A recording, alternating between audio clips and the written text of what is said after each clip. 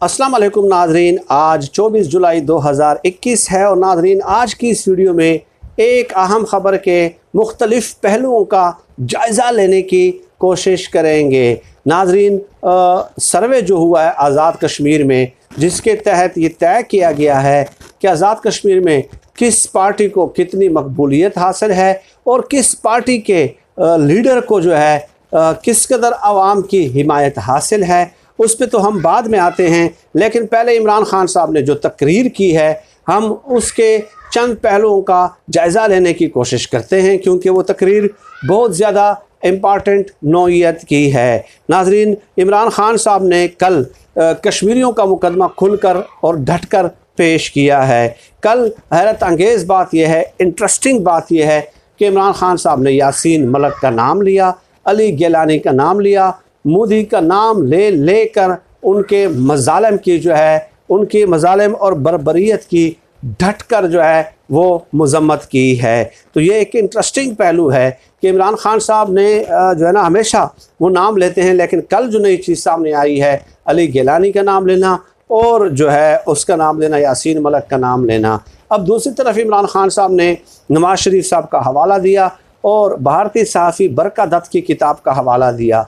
भारतीय सहाफ़ी बरका दत्त अपनी किताब में लिखती हैं कि सार्क कॉन्फ्रेंस काठमांडू में जो मुनक़िद हुई थी, उसमें नवाज शरीफ साहब ने भारतीय वज़ीर आज़म से खुफिया मुलाकात की थी। और बरका दत्त की किताब में ये भी लिखा हुआ है कि नवाज शरीफ साहब ने फ़ौज के खौफ से भारतीय वज़ीर आज़म से खुफिया तौर पे मुलाकात की थी। अब ये किताब का हवाला है, बरका दत्त का हवाला है, और साथ ही साथ ये भी कि नवाज शरीफ साहब ने हुर्रियत कॉन्फ्रेंस के रहनुमाओं से मिलने से इनकार कर दिया था। अब नाजरीन, इमरान खान साहब से आप इख्तिलाफ़ करें, डेफिनेटली हम भी करते हैं।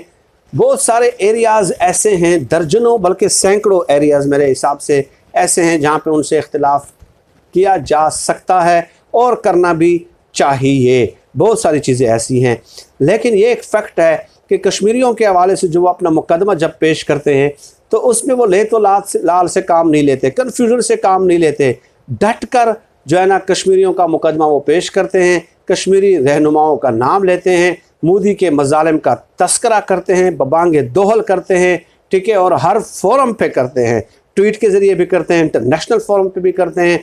कश्मीर में जब उनकी तकारीर हो तो उस वक्त भी वो डट कर जो है ना मज़म्मत करते हैं भारत में कश्मीरी मज़ालिम की। अब दूसरी तरफ नवाज़ शरीफ साहब और मरियम नवाज़ साहबा का दावा तो ये है कि उनके दिल में कश्मीरियों का दर्द है, लेकिन हैरत की बात यह है, जो न समझने वाली बात है, वो ये है कि आज तक ये लोग उनके नाम लेकर इस तरह अली गिलानी, यासीन मलिक, दूसरे लोगों का नाम वो नहीं लेते, और ना ही मोदी का नाम लेकर शदीद तरीन उन पर तनकीद करते हैं। तो जब आप अपने अल्फाज के ज़रिए किसी की हिमायत नहीं कर सकते, तो क्या आप ये एक्सपेक्ट कर सकते हैं कि कोई दूसरा जो आप जो है ना अपने अमल के ज़रिए उनकी जो है ना मदद कर लेंगे? यानी मैं इतना खौफज़दा अगर हूँ कि किसी शख्स की हिमायत फ़र्ज़ किया ज़बानी तौर पे नहीं कर सकता, ट्विटर अकाउंट पे नहीं कर सकता, तकारीर में नहीं कर सकता, तो मैं ये कहूँ कि मैं आपके लिए जो है ना जान दे दूँगा, मैं आपके लिए मैदान जंग में लड़ूँगा, तो ये बात तो तस्लीम नहीं की जा सकती। तो बहरहाल इमरान खान साहब आप हज़ारों इख्तिलाफ़ात करें, लेकिन ये बात उनकी आपको माननी पड़ेगी कि कश्मीरियों के हवाले से वो बात जब करते हैं तो वो नाम लेकर जिन जिन की तारीफ़ करनी है उनकी तारीफ़ करते हैं, और जिनकी जो ना तनकीद करनी है जिन पे उन पे वो तनकीद करते हैं। अब नाजरीन, सर्वे पे आ जाते हैं। एक सर्वे हुआ है आज़ाद कश्मीर में, उसमें ये बात हुई है कि जो इमरान खान साहब हैं उन्हें जो मकबूलियत हासिल है आज़ाद कश्मीर में वो है 67% लोगों में, बिलावल को जो हासिल है वो है 49% लोगों में, शहबाज शरीफ को 48%, नवाज शरीफ को 47%, मरियम नवाज़ को 45%। तो ये एक लिहाज से तो हैरत अंगेज़ भी है कि बिलावल को 49% लोगों की हिमायत हासिल होना कुछ समझ में नहीं आता, लेकिन बहरहाल ये एक सर्वे है जिसके जो उसमें से परसेंटेज निकाली गई है कि कौन सा लीडर कितना मकबूल है। इसके अलावा वोट किस पार्टी को कितने पड़ेंगे, 44% जो है उनका ख्याल है सर्वे के मुताबिक कि वो जो है PTI को पड़ेंगे, 12% जो है वो जो है नून लीग को, और 9% जो है वो पीपल्स पार्टी को वोट पड़ने के चांसेस हैं। और दूसरी तरफ राजा फ़ारूक हैदर साहब जो है जो वज़ीर आज़म हैं वहाँ के नून लीग के उम्मीदवार हैं, दूसरी दफ़ा वज़ीर आज़म रहे हैं वो, तो लिपा से जो वो इलेक्शन लड़ रहे हैं, तो जो ज़राए हैं उनके मुताबिक वहाँ पे उनकी पोजीशन काफ़ी कमज़ोर दिखाई देती है।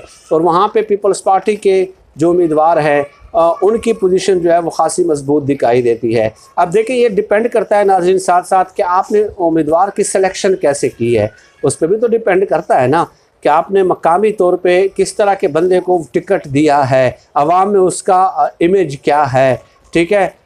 तो इस लिहाज से चूँकि वहाँ पे बरादरियाँ भी हैं तो वहाँ पे भी उस तरह के जो है ना ये चीज़ें भी मैटर करती हैं। लेकिन ये एक फैक्ट एंड फिगर्स थे, 33 सीटों पे इलेक्शन हो रहे हैं, 8 जो सीटें हैं वो इनडायरेक्ट हैं।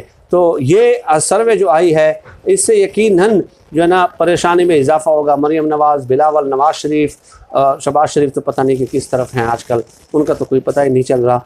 तो इन लोगों की परेशानी में इजाफा होगा। सर्वे के आदाद शुमार ने तो डेफिनेटली फैसला तहरीक इंसाफ के हक़ में और इमरान खान साहब के हक़ में सुना दिया है। लेकिन ये यकीनी बात है, डेफिनेटली तय बात है कि जो पार्टी हारेगी तो उसने धांधली के इल्ज़ामात लगाने हैं। उन्होंने उनके हक़ में अगर सर्वे होगा तो वो तस्लीम करेंगे और उनके हक़ में अगर सर्वे नहीं होगा तो वो तस्लीम नहीं करेंगे। दूसरी तरफ पीपल्स पार्टी का ये दावा है कि हम 15 सीटें जीतने में कामयाब हो जाएंगे आउट ऑफ 33, और फिर हम नून लीग के साथ मिलकर जो है वो हुकूमत बनाएंगे। अब एक तरफ फैक्ट ये है कि बिलावल सबसे ज़्यादा तनकीद भी आजकल मरियम पे और मरियम बिलावल पे कर रही हैं, तो कैसे ये एक दूसरे के साथ इत्तेहाद बनाएंगे। लेकिन ये बहरहाल दिखावा होता है लोगों के लिए। जब इक़्तिदार में शराकत की बारी आती है तो डेफिनेटली ये इक़्तिदार में शराकत करने से दरेग नहीं करते, एतराज़ नहीं बरतते, और इक़्तिदार में फिर शराकत कर लेते हैं और फिर कहते हैं कि सियासत में तो एक दूसरे को जो ना गालम गलोच दी जाती है, गालम गलोच की जाती है ना, गालम गलोच एक दूसरे के ऊपर कर रहे हैं। लेकिन इक़्तिदार में फिर हम शीर व शक्ल हो जाते हैं, बाहम शीर व शक्ल हो जाते हैं।